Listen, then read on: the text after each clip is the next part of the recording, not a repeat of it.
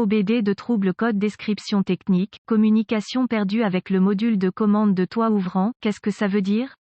Il s'agit d'un code générique de diagnostic du système de communication qui s'applique à la plupart des marques et modèles de véhicules au BDII. Ce code signifie que le module de commande du toit ouvrant (SCM) et les autres modules de commande du véhicule ne communiquent pas entre eux. Le circuit le plus souvent utilisé pour communiquer avec est connu sous le nom de communication de bus de réseau de zone de contrôleur, ou simplement bus CAN. Sans ce bus CAN, les modules de commande ne peuvent pas échanger d'informations et votre outil d'analyse peut ne pas être en mesure d'obtenir des informations du véhicule. Selon le circuit concerné, le module de commande du toit ouvrant est généralement situé dans la ligne de toit à côté du toit ouvrant entre les piliers A et B. Il reçoit des entrées d'une variété de capteurs, certains câblés directement sur celui-ci, la plupart sont envoyés via le système de communication par bus. Ces entrées permettent au module de contrôler la position du toit ouvrant. Les étapes de dépannage peuvent varier selon le fabricant, le type de système de communication, le nombre de fils et la couleur des fils dans le système de communication. Gravité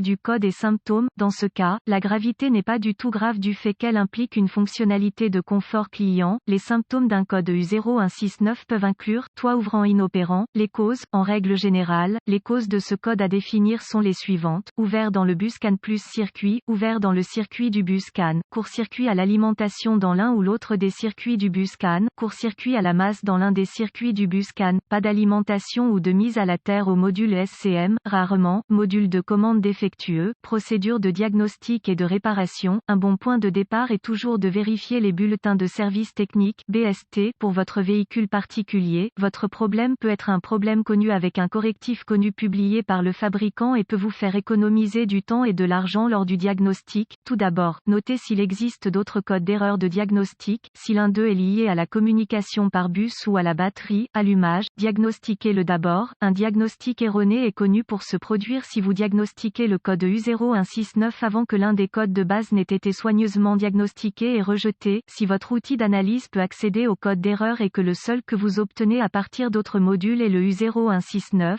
essayez d'accéder au module de commande du toit ouvrant (SCM). Si vous pouvez accéder au code à partir du SCM, alors le code U0169 est soit intermittent soit un code mémoire. En cas d'impossibilité d'accéder au SCM, le code U0169 que les autres modules définissent est actif et le problème est là maintenant. La défaillance la plus courante est un défaut de circuit qui provoque une perte d'alimentation ou de mise à la terre du module de commande du toit ouvrant. Vérifiez tous les fusibles qui alimentent le module SCM sur ce véhicule. Vérifiez tous les motifs du SCM. Localisez l'emplacement des points de fixation au sol sur le véhicule et assurez-vous que ces connexions sont propres et serrées. Si vous le devez, retirez-les. Procurez-vous une petite brosse à poils métallique et une solution de bicarbonate de soude. Eau et nettoyez chacun. Le connecteur et l'endroit où il se connecte. Si des réparations ont été effectuées, supprimez les codes de diagnostic de la mémoire et voyez si le code U0169 revient ou si vous pouvez communiquer avec le module SCM. Si le code ne revient pas ou si la communication est rétablie, les fusibles connexions étaient probablement votre problème. Si le code revient, localisez les connexions de communication du bus CAN sur votre véhicule, surtout le connecteur SCM, qui est généralement situé dans la ligne de toit à côté du toit ouvrant entre les piliers A et B. Débranchez le câble négatif de la batterie avant de débrancher le connecteur du module SCM. Une fois localisé, inspectez visuellement les connecteurs et le câblage, recherchez les éraflures, les frottements, les fils dénudés, les brûlures ou le plastique fondu. Séparez les connecteurs et inspectez soigneusement les bornes, les parties métalliques, à l'intérieur des connecteurs. Voyez s'ils ont l'air brûlés ou ont une teinte verte indiquant la corrosion. Utilisez un nettoyant pour contacts électriques et une brosse à poils en plastique si le nettoyage des bornes est nécessaire. Laissez sécher et appliquez de la graisse silicone diélectrique là où les bornes entrent en contact, avant de reconnecter les connecteurs au SCM. Effectuez ces quelques vérifications de tension.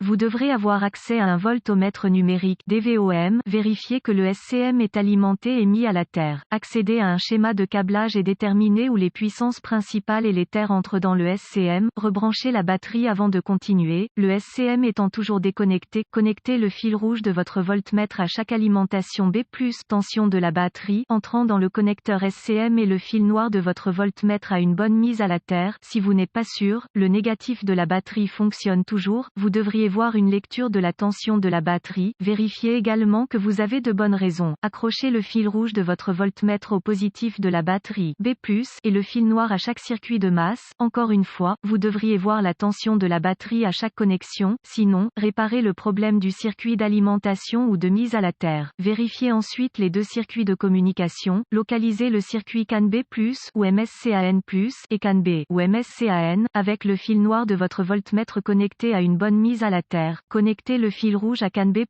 avec la clé allumée, le moteur éteint. Vous devriez voir environ 0,5 volts et fluctuer légèrement. Ensuite, connectez le fil rouge du voltmètre au circuit CAN B. Vous devriez voir environ 4,4 volts et fluctuer légèrement. Si tous les tests ont réussi et que la communication n'est toujours pas possible, ou si vous n'avez pas pu effacer le code d'erreur U0169, la seule chose qui reste à faire est de demander l'aide d'un diagnostiqueur automobile qualifié, car cela indiquerait un SCM défaillant. La plupart de ces SCM doivent être programmés ou calibrés en fonction du véhicule pour être installés correctement.